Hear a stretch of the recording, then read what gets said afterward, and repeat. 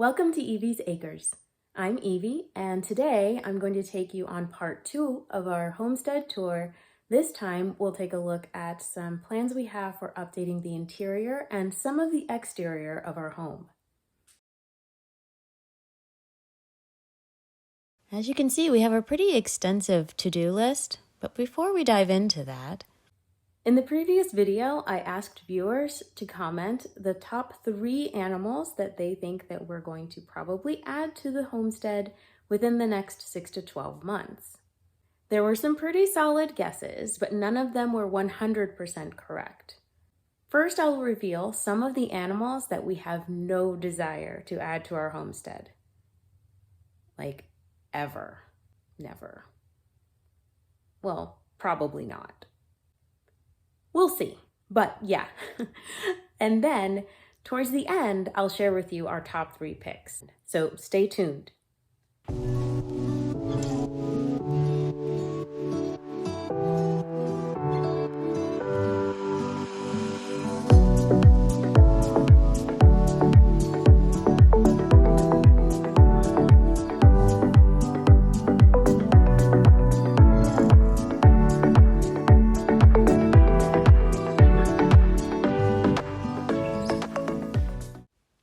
These first 2 pictures show that the original front and back doors of the house were a dark forest green color.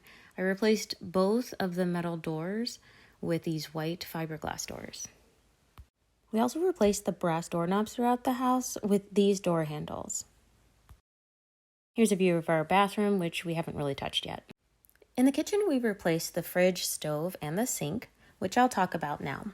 Off camera, I turned off the main water supply to the house. Then, as you can see here, I drained the water from the pipes.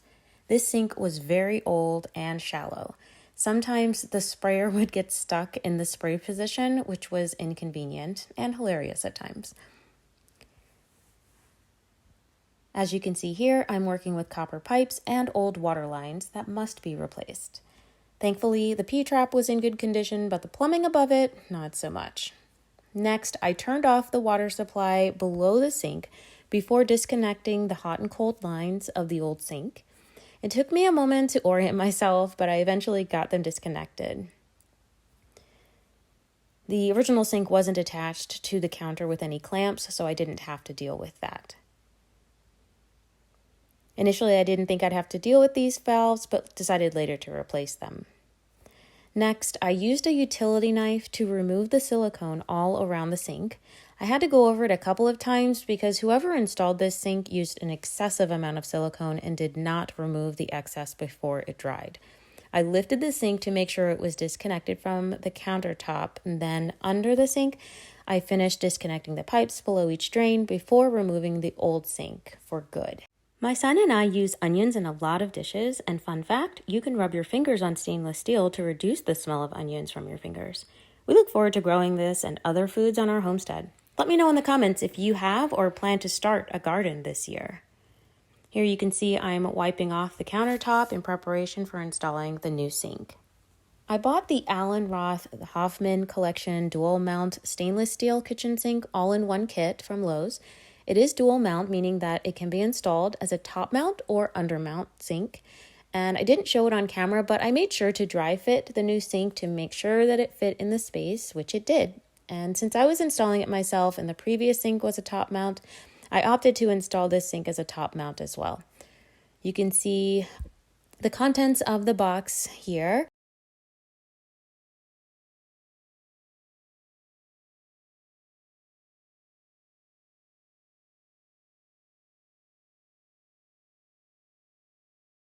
And also several supplies that I ended up not even using in most cases because the parts were already included in the kit. After attaching the sink strainers, I used a sink drain wrench to tighten them, and then I replaced the slip joint center outlet continuous waste that you see pictured. I used this sandcloth and a 1/2-inch copper tube cutter to remove the old water valves and prepare the copper pipes before I replaced the valves with a pair of the Shark Bite push-to-connect straight valves. Here you can see the copper pipes and then the new valves installed.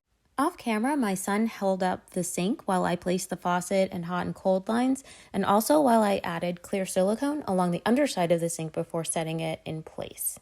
And we love it. Okay, so as far as our next steps and future plans for renovations in the house, one of the main ones will be painting these walls. Every wall in this house is this pale yellow beige color, and I'm over it. So that's one of the things that'll be coming up.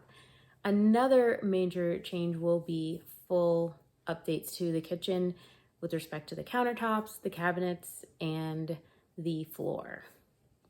And then let's see, we also have plans for getting the ceiling, the popcorn ceilings, replacing that with smooth surface, and then also replacing the light fixtures throughout the house. Another update is in the bathroom, which I didn't show you much at all of that in this video, but it is a very small space. And so once that renovation is complete, or at least in progress, I'll be sure to share more information about it. But plans are to overhaul the bathroom. It's perfectly fine and functional at this time, but so it's not really high on the priority list compared to, say, the kitchen and getting the walls painted. So beyond that, our laundry room area, it's fine. I would like to build some pedestals to set the washer and dryer on top of them, but outside of that, I don't really have much. Well, no, that's not true. I think in the laundry room, I would like to add some additional storage above the washer and dryer, or maybe some more opportunities to hang things to dry. So yeah, that'll be a future renovation and update as well. So look forward to that in the coming months. Outside of our house, the metal roof of our house is actually in great shape. I personally am just not a big fan of the color scheme of the exterior of our home. So sometime probably a year out or so, one of my plans is to replace the roofing as well as right now we have vinyl siding. I'd like to put some either hardy plank siding or some other type of exterior in a color that I prefer. Yeah, so that's pretty much all we have planned for the exterior outside of things like some of the garden beds. It's called a garden bed when it's like the perimeter of your house, I guess. I don't know.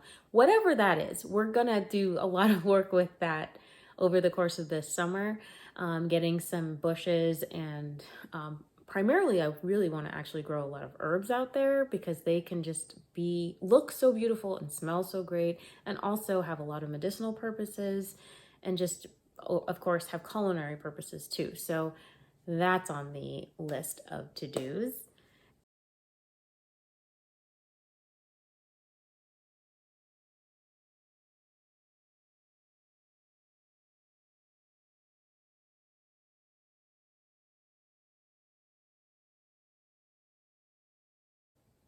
And that's about it for part 2 of the homestead tour.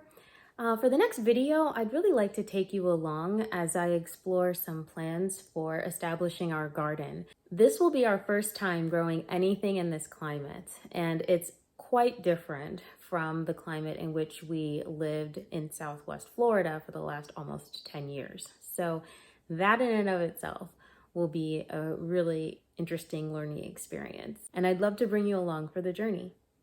Remember to comment below and let me know if you have a garden or if you're planning to establish one this year. And if so, what are you growing in your garden? I'd love to hear about it. See you in the next video.